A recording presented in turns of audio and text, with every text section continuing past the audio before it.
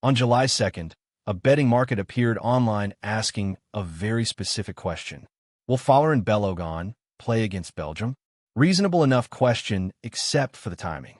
That market opened the same day Bellogan was shown a straight red card against Bosnia and Herzegovina. A red card carries an automatic one-match ban, which means that on the day the rules said he was definitely out, somebody decided there was real money to be made, betting on whether he'd be back in.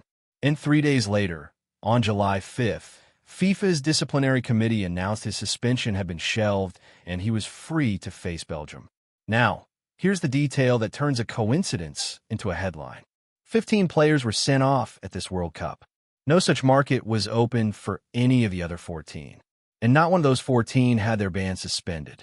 That is now sitting in an official report in front of an international integrity body, which has formally written to FIFA demanding a written explanation.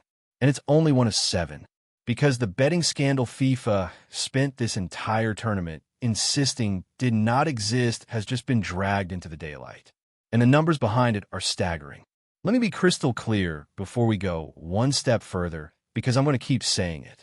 Nobody has proven a single match at this World Cup was fixed. Not one. Keep that in your pocket. Here's who's doing the accusing, because it isn't a blogger with a spreadsheet. The Group of Copenhagen is an independent international network built specifically to detect and prevent the manipulation of sports competitions operating under the Council of Europe's Mellon Convention, an actual multilateral treaty designed to fight match fixing by changing international law. These are the people governments call. They ran an integrity monitoring operation across all 104 matches of this World Cup.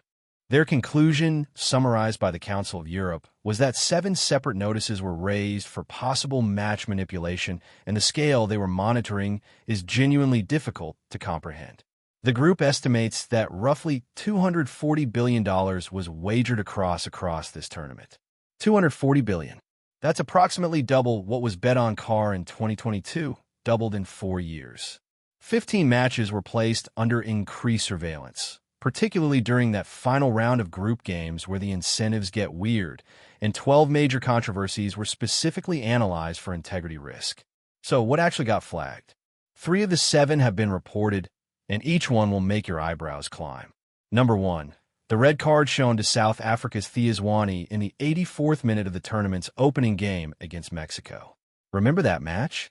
3 red cards in the very first game of the World Cup. A chaotic opener everyone wrote off as nerves and heavy tackles. It's now a line item in an integrity report. Number 2, and this is the one that should make you sit up. The prediction market Polymarket took $4.8 million, nearly $5 million on markets for Spain not to defeat Cape Verde in their group stage game. Not on Cape Verde, winning on Spain, failing to win. That game finished 0-0-0. Spain, the eventual world champions. The team that conceded one single goal across the entire tournament held scoreless by Cape Verde. Now, was that a beautiful underdog story? Absolutely. And Cape Verde were the darlings of this World Cup. But somebody put nearly $5 million behind that outcome. And the integrity monitors noticed. Number 3, a 3.5-minute V delay to disallow a goal by Spain's Ferran Torres in the 4-0 win over Saudi Arabia. 3.5 minutes in a game already won by 4. Nobody needed that call. But in a world where you can now bet on individual goals, individual cards, individual moments that don't change the winner, a goal being wiped off the board 3.5 minutes after it was scored is exactly the kind of event that moves money. And that's the thing you have to understand about how betting on football has changed, because it's the entire ball game. Alan Bursey, Secretary General of the Council of Europe, put it perfectly in a public letter, timed to land on the day of the final. Betting has moved away from the result of a match and onto moments a single player can produce without changing the score. Think about what that means. To rig a scoreline, you'd need a conspiracy.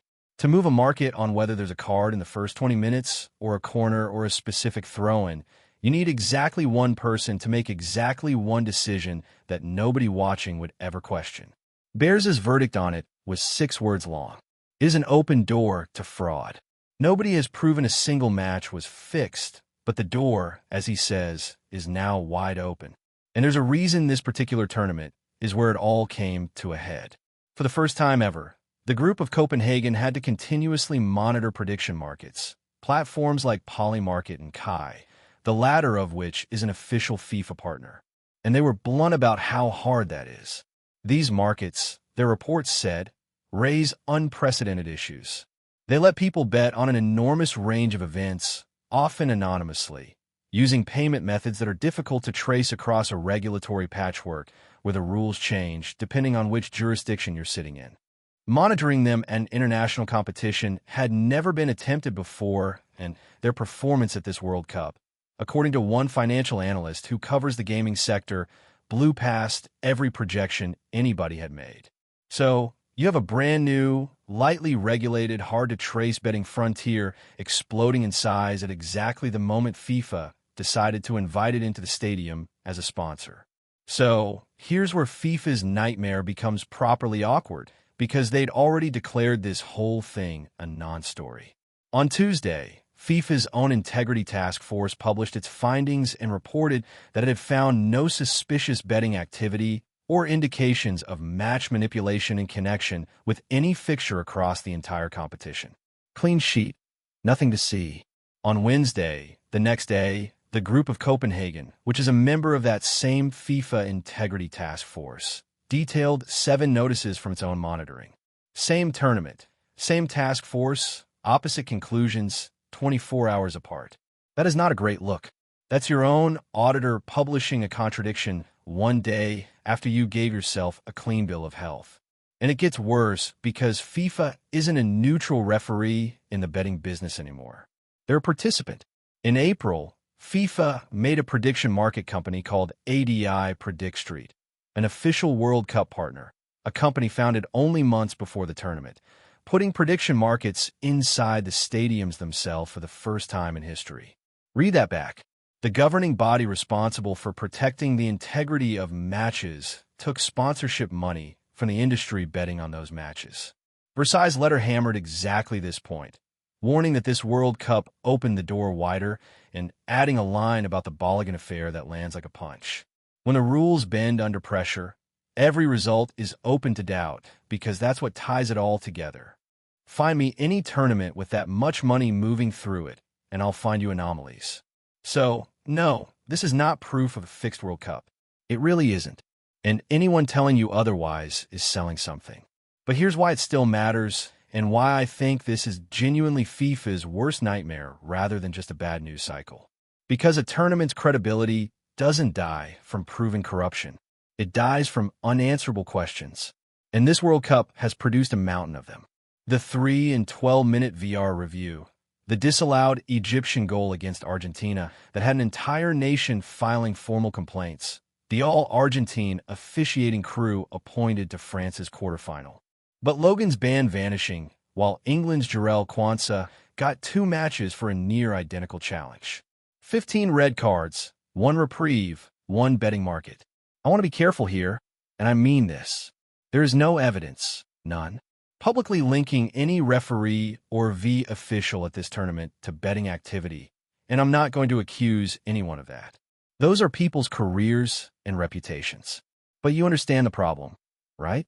Once a betting scandal is in the air, every single one of those controversies gets re-examined by millions of people through a lens that did not exist a week ago. That's the damage, not a conviction. A permanent asterisk on every close call anyone remembers. And FIFA cannot argue its way out of this one from a position of strength because it took the sponsorship money.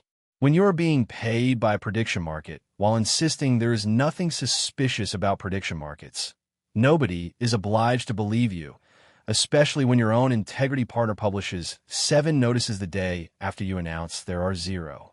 The Council of Europe is not even asking for a scandal here. Versailles' proposal is a working dialogue starting immediately to build a proper integrity framework before the 2030 World Cup lands in Spain, Portugal, and Morocco.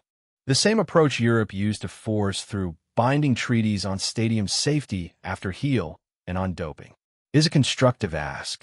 FIFA, meanwhile, has more than 200 member associations already backing Infantino for a 4th term in March, which tells you which way the incentives point.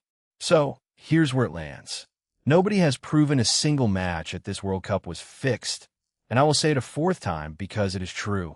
But FIFA spent this tournament telling us that questions about referees were disrespectful, that its officials could not be influenced by anyone, that the betting picture was completely clean, and then an independent body under an actual anti-fixing treaty published 7 notices, demanded a written explanation about Belogan, and pointed out that the only red card in the tournament with its own betting market was the only red card in the tournament that got wiped. The nightmare is not that FIFA got caught fixing anything. The nightmare is that after everything this summer, they have built a World Cup where an awful lot of people would believe it if they had. Give me your read on this one. Coincidence and market noise, or something that genuinely needs answering? I'm curious where you land.